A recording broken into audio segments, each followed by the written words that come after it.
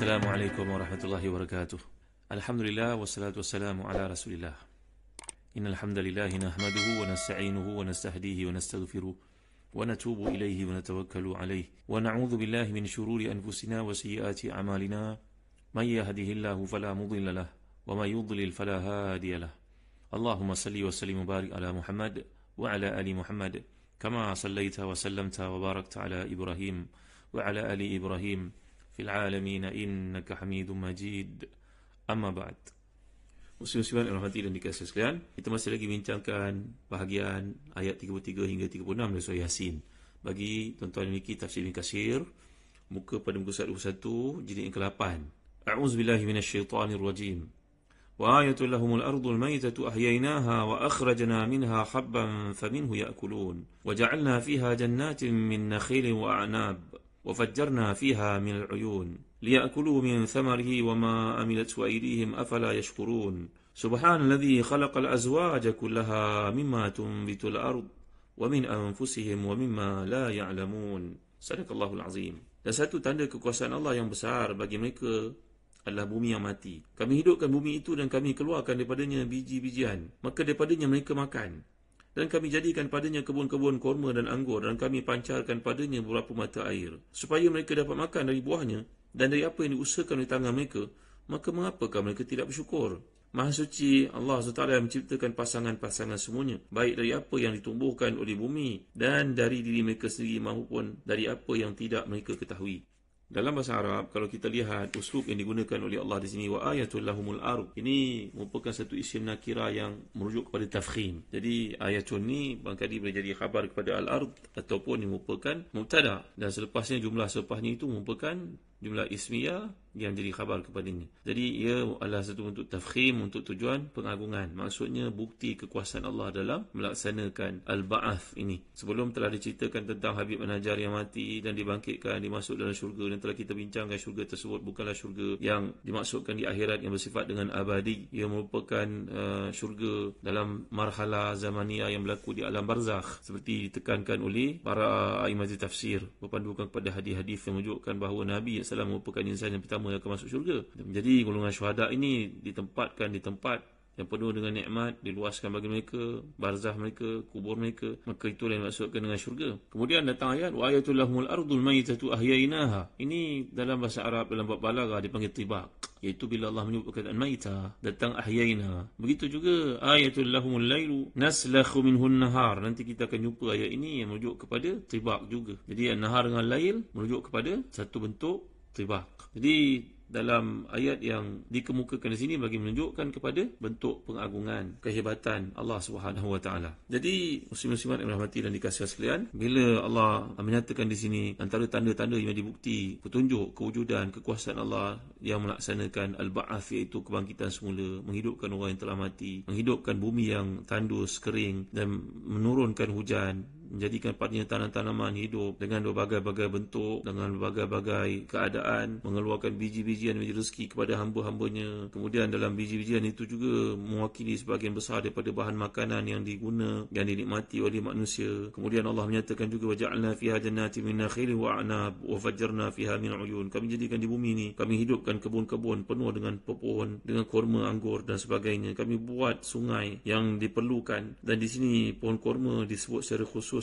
kurma dan juga anggur ni kerana ia merupakan makanan yang paling tahan lama, makanan yang paling manis, dan terbukti dari sudut perubatan yang mengandungi banyak khasiatnya. Selain itu telah dinyatakan kepada tuan-tuan, seperti kata Al-Imam Az-Zamakhsyari dan Al-Kashaf, barangkali itulah pokok yang dapat dilihat oleh orang Arab. Sifatnya berbeza. Kurma tegak meninggi, manakala anggur itu ia merata, menjala di atas bumi, daripada pokok yang paling rendah kepada pokok yang paling tinggi. Dan Allah Taala bawa di sini dalam bentuk satu bentuk majaz, iaitu dia merujuk kepada perwakilan dua jenis tanaman, padahal dimaksudkan itu pelbagai yang lain yang tidak disebutkan. Itlaqul juzu' bermakna al-kull di sini, menyebut sebahagian tetapi sebenarnya lebih banyak lagi yang tidak disebutkan, mungkin disebut dalam ayat-ayat yang lain. Kemudian datang ayat liyakulu min thamarihi wa ma amilat aydihim afala yashkurun. Telah saya huraikan kepada tuan-tuan, di situ ada berlaku iltifat daripada dhamir jamak kepada dhamir mufrad yang merujuk kepada nikmat yang paling besar dalam kehidupan adalah sebenarnya bila berakhir satu nikmat itu ialah pada makan. Dan tak ada gunanya harta dikumpulkan begitu banyak tapi seorang itu ditimpa penyakit yang tidak membolehkan dia makan. Jadi bila sampai bab makan itu ditauhidkan dhamir kepada mufrad,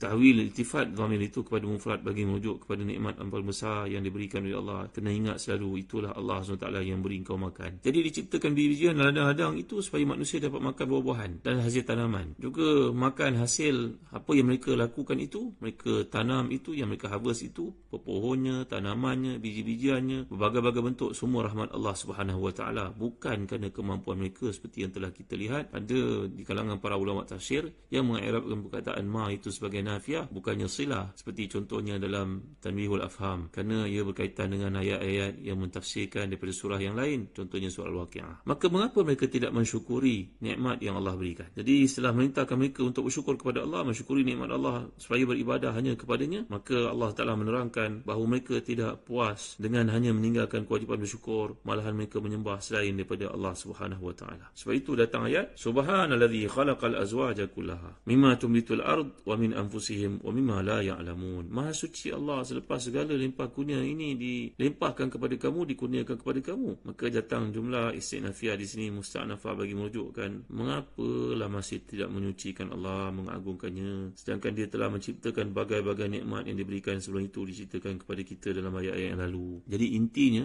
Allah Ta'ala yang maha pencipta ini dengan ciptaan yang sangat luar biasa, manusia itu sendiri, flora, fauna, segala bentuk tanaman yang dijadikan. Jadi sepatutnya yang lahir dalam diri kita perkataan Subhanallah, maha suci Allah Subhanahu Wa Ta'ala. Jadi ayat ni merintahkan kita untuk menyucikan Allah dari segala perkara yang tidak patut. Jadi setelah memberikan paparan, petunjuk tentang ba'ath dan juga hasyar dengan fenomena alam yang dapat kita lihat ini, dengan terkaitnya dengan perubahan masa, kemudian datang ayat yang berikutnya bila Allah gambarkan dalam ayat 37, a'udzubillahi minasyaitanirrajim, wa ayatul lahumul laylu naslakhu minhun nahar fa idahum mudlimun wa syamsu tajri li mustaqarrin laha dzalika taqdirul azizil alim wal qamara qaddarnahu manazila hatta 'ada kal urjunil qadim la syamsu yanbaghi laha an tudrika al qamara wa lal laylu sabiqun nahar wa kullun fi falakin yasbahun. Sadaqallahul azim. Tuan-tuan memiliki tafsir Ibn Katsir, rujuk muka 23, dan satu tanda kekuasaan Allah yang maha besar bagi mereka adalah malam. Kami hilangkan siang dari malam itu, maka dengan serta-merta mereka berada dalam kegelapan, dan matahari berjalan di tempat peredarannya. Demikian ketetapan bagi yang maha perkasa lagi maha mengetahui. Dan telah kami tetapkan bagi bulan itu berperingkat-peringkat garis peredarannya, sehingga telah sampai ke peringkat yang terakhir, kembalilah dia sebagai bentuk tandan yang tua. Tidaklah mungkin bagi matahari mendapatkan bulan, dan malam pula tidak dapat mendahului siang, dan masing-masing beredar pada paksinya. Tuan-tuan hati dan dikasih sekalian, ini dalam bahasa Arab kalau kita belajar, bila Allah menyatakan wa ayatul lahumul laylu naslakhu minhun nahar, ini satu perkataan yang digunakan iaitu naslakh. Naslakhu ni dipinjam dari perkataan as-salkhu, iaitu naslakhu ini merupakan istiarah tasrihiyah. Dia menggambarkan tentang peminjaman makna yang dibandingkan kat situ. Malam itu di siang, tahu tak tuan-tuan, siang dilapah, macam lapah kambing. Boleh faham perkataan ni? Maknanya satu keadaan kambing itu daripada kulit, tiba-tiba dilapah dia sampai kulitnya hilang, dah ada isi bahagian dalamnya, kulitnya semua sudah ditanggalkan. Maka menggambarkan proses ni tadi, penciptaan langit, malam dengan siang, bagaimana indahnya Allah jadikan proses itu yang menunjukkan kepada kuasaan Allah SWT. Ada malam, ada siang. Kita kalau travel ke mana-mana, kita dapat lihat sebagai contohnya waktu-waktu malam, waktu siang, matahari terbenam, kalau dalam pesawat sebagai contohnya. Maka ini satu bentuk pendekatan bahasa Arab yang dipanggil isti'arah tasrihiyah, yang menunjukkan penyingkiran cahaya waktu siang itu dan datang satu untuk menutupinya dengan kegelapan. Jadi seolah-olah macam dibayangkan bagaimana binatang yang disembelih ni tadi kemudian dilapah, dikupas, istilah digunakan, dilapah kulitnya itu dari tubuhnya. Jadi bagi menunjukkan makna menanggalkan, menghilangkan terus. Kita waktu malam ada nampak kita tak cahaya matahari, orang waktu siang nampak lagi tak cahaya bulan pada waktu malam, tak nampak kan. Jadi perkataan as-salkhu itu bagi menggambarkan kepada kita tentang keajaiban kejadian yang Allah tunjukkan depan kita setiap hari. Itu sebab pada kuliah lalu saya dah terangkan kepada tuan-tuan, betapa hebatnya Islam yang datang ini. Kalau masih lagi buta mata hati itu, fa innaha la ta'mal absar walakin ta'mal qulubul lati fis sudur. Sungguhnya bukan mata luar itu yang buta, tapi mata dalam itu yang tak berfungsi. Mata dalam hati itu tak berfungsi. Nanti di akhirat, dalam sebuah hadis riwayat Ibn Ahmad, Ibn Hibban, Tabarani, daripada Aswad bin Sari', bahawa Nabi menceritakan arba'atun yawmal qiyamah, rajulun asam la yasma'u syai'an, wa rajulun ahmaq, wa rajulun haramun, wa rajulun mata fi fatratin. Ni 4 manusia ni di akhirat nanti ketika disoal oleh Allah SWT, mereka punya jawapan. Fa'amal asamu fayaqul Rabb laka raja al-Islam wa ma asma'u syai'an. Orang yang pekak ni bila datang akhirat nanti dihisap dia, maka dia menjawab depan Allah, ya Allah ya Tuhan, Islam datang tapi saya tak dengar apa-apa lah wahai Tuhan. Macam manalah saya nak ikut Islam? Saya tak dengar benda yang dikatakan. Allahu akbar. Wa amal ahmaq fayaqul Rabb laqad ja'a Islam wasibyan yahzifuni bil ba'r. Maka datang pula orang yang berpenyakit seperti lurus ini, mungkin orang yang tidak faham bahasa, mungkin orang di kalangan autism, mungkin OKU dalam bentuk-bentuknya, orang yang special needs ini, dia akan kata pada Allah, ya Allah, Islam datang betul, tapi orang semua, anak-anak baling saya dengan najis, wahai Tuhan. Maknanya golongan ini begitu dilakukan pada mereka. Kita ni tuan-tuan, kalau berada di satu tempat, janganlah duk parking tempat OKU. Kerana OKU yang ada zaman kita ni bukan OKU dalam arti kata tak ada kaki atau tak ada mata. Kadang-kadang budak itu sempurna kejadiannya, tapi dia di kalangan autistik. Si ibu nanti kena parking jauh. Bila parking jauh, nak melintas jalan.